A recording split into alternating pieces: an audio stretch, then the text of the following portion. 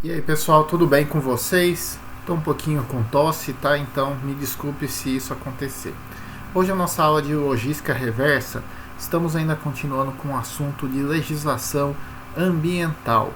E hoje iremos falar sobre uma sigla muito importante dessa área. Vamos falar sobre o EIA-RIMA. O que é e para que serve? Hoje, no Globo Repórter. Não, brincadeiras à parte.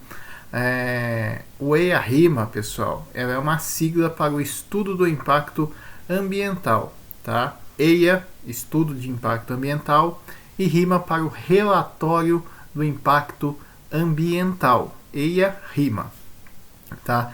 Ambos aí são documentos direcionados à sustentabilidade, visando o que? Avaliar e precisar a intensidade e dimensão do impacto no meio ambiente, tá? Seja ele positivo ou negativo, porque existem impactos tanto positivos quanto negativos, né?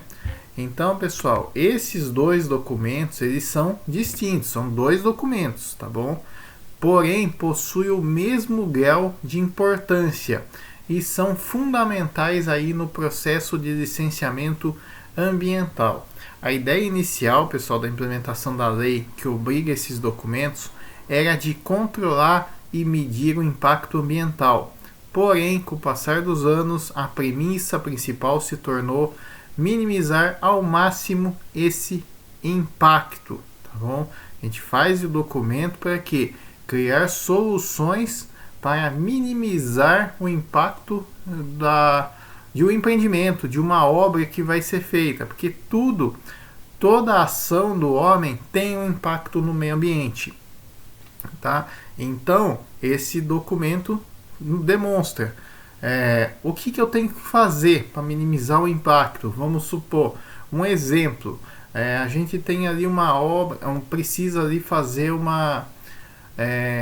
dragar ali, vocês já viram nos rios ali, tem aquela draga, né, para tirar a areia ali dos rios, do rio, né?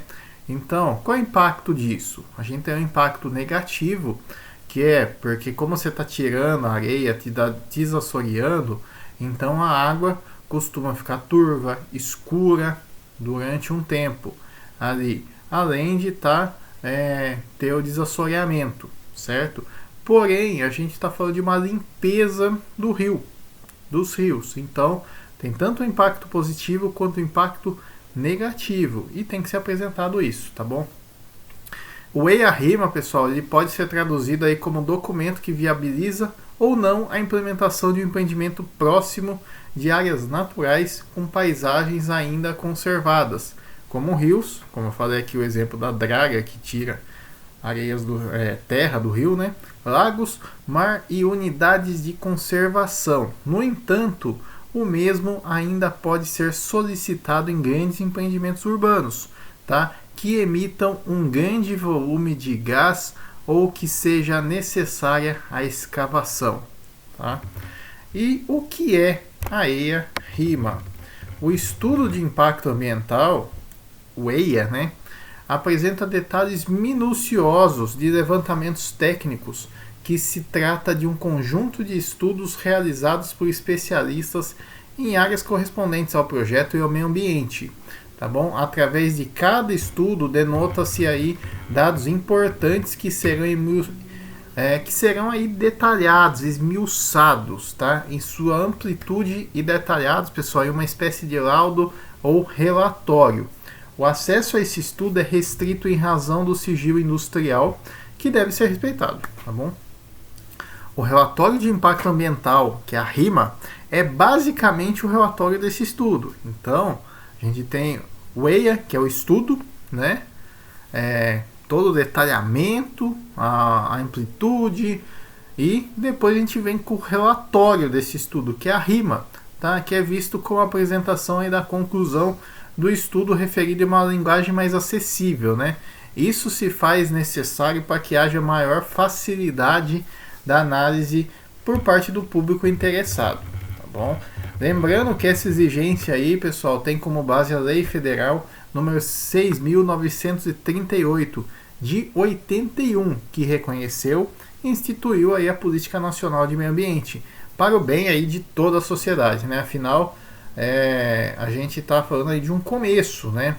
Em 90, essa lei foi regulamentada pelo Decreto Federal 99.274 de 90 e se tornou aí uma exigência dos órgãos ambientais brasileiros aí a partir da Resolução 1 de 23 de janeiro de 86 do CONAMA.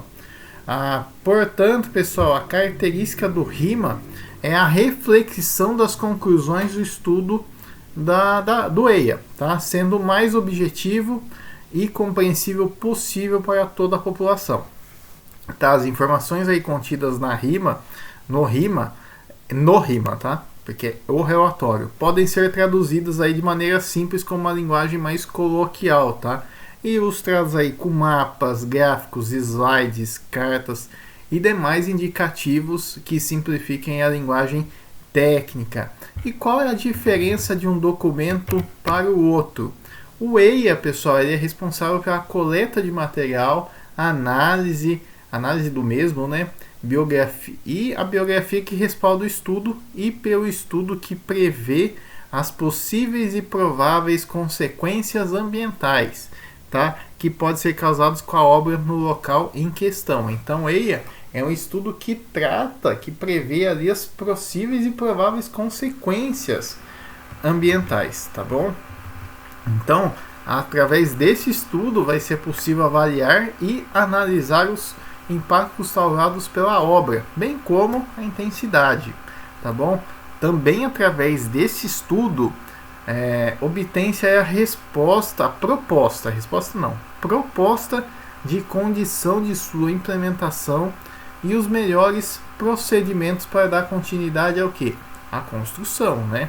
Afinal, a gente está falando de um estudo que prevê ali mediante um empreendimento. E qual vai ser o impacto? Então a gente tem que fazer um estudo para mostrar o impacto que vai ter, tá? Já o RIMA, ele é um relatório mais simplificado, que tem como objetivo esclarecer os termos técnicos. Nesse relatório constam aí levantamentos e conclusões que o órgão público licenciador tem a responsabilidade de analisar considerando as condições da obra, pessoal. Posteriormente, o RIMA deve ser publicado em edital em imprensa local, tá? Quando se abre o prazo de 45 dias para a solicitação de audiência pública, que pode ser requerida nesse período por 50 ou mais cidadãos, ou até mesmo pelo Ministério Público. Sendo assim, a gente tem, após a realização das audiências que foram necessárias, finalizado o parecer e poderá ser autorizado um licenciamento prévio, pessoal, para a realização da obra ou até mesmo o indeferimento do projeto. E quais são as atividades técnicas desenvolvidas pelo EIA-RIMA? O EIA-RIMA está diretamente vinculado à licença prévia, lembra? O LP, né? Visto que se trata de um estudo prévio dos impactos, tá? Que poderão vir a acontecer com a operação ou instalação de um dado empreendimento, tá bom? Quais são as atividades técnicas desenvolvidas pelo EIA? A gente tem o diagnóstico ambiental da área que vai sofrer o efeito e a influência da obra, tá bom? Onde deve conter aí a descrição e análise dos recursos ambientais e como irão reagir. Esse diagnóstico considera o meio físico, como subsolo, ar, clima, águas, tá? Essa etapa inclui a realização de topografias e outras análises do solo, tá bom? Águas e demais componentes da área. Ainda deve ser levado em conta o meio biótico, que é composto pela flora e fauna. Além disso, é válido também mencionar que o meio socioeconômico é o que define a forma de utilizar o solo, as águas e possíveis fontes históricas e achados arqueológicos do local, tá bom? Analisar e avaliar os impactos ambientais do projeto e verificar o grau de importância e os prejuízos que provavelmente serão causados aí à natureza. Esse, pessoal, é o momento reservado para destacar os impactos tanto positivos quanto negativos, de médio a longo prazo, diretos e indiretos, tá? Que serão temporários ou permanentes. E assim você saberá quais são os ônus, tá? E benefícios da implantação do projeto para a sociedade. Definir como serão tratados os efeitos negativos, equipamentos de controle e sistemas de despejo. E por fim, analisar a eficiência de uma dessas ações. Uma das outras atividades é também definir aí, monitorar aí o passo a passo do projeto, para que não haja mais impactos do que os que já foram previstos e que tem um padrão definido, traçado e o que será seguido. E quais são as atividades técnicas desenvolvidas pelo RIMA?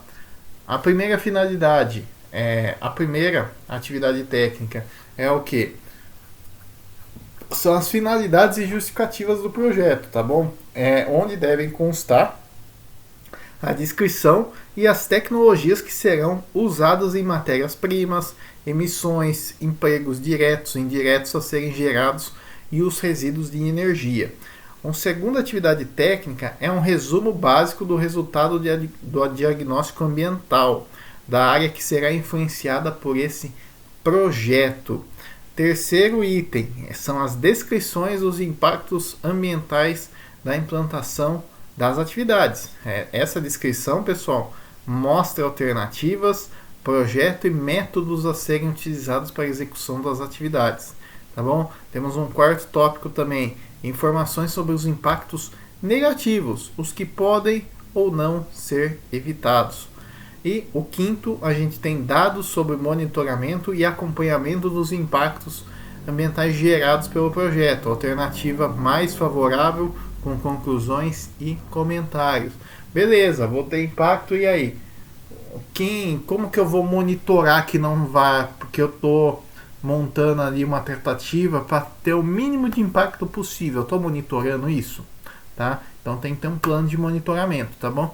E o sexto item também é a qualidade ambiental da área após o projeto, né? Ou seja, prever aí a situação do local posterior aí à finalização do projeto, à sua execução, tá? Que o impacto, além, lógico, durante a construção tem impacto, mas qual que é o legado que isso vai deixar?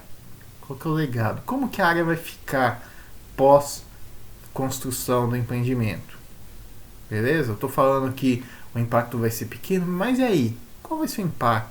Como que vai estar a área depois?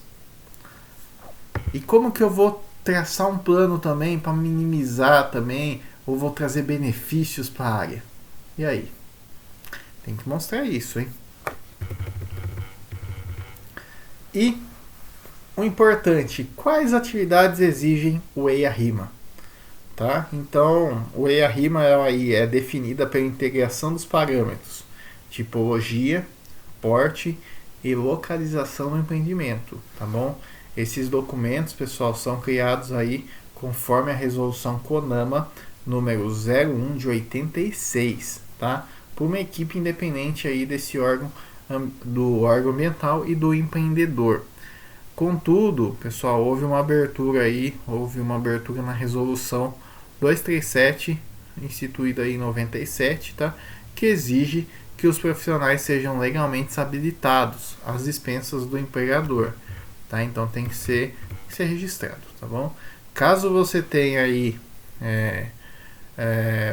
aí é uma dica, pessoal. Caso vocês tenham aí uma necessidade de efetuar um EIA-RIMA para empreendimento, indústria ou propriedade, contrate aí um profissional adequado para fazer esse serviço, tá bom?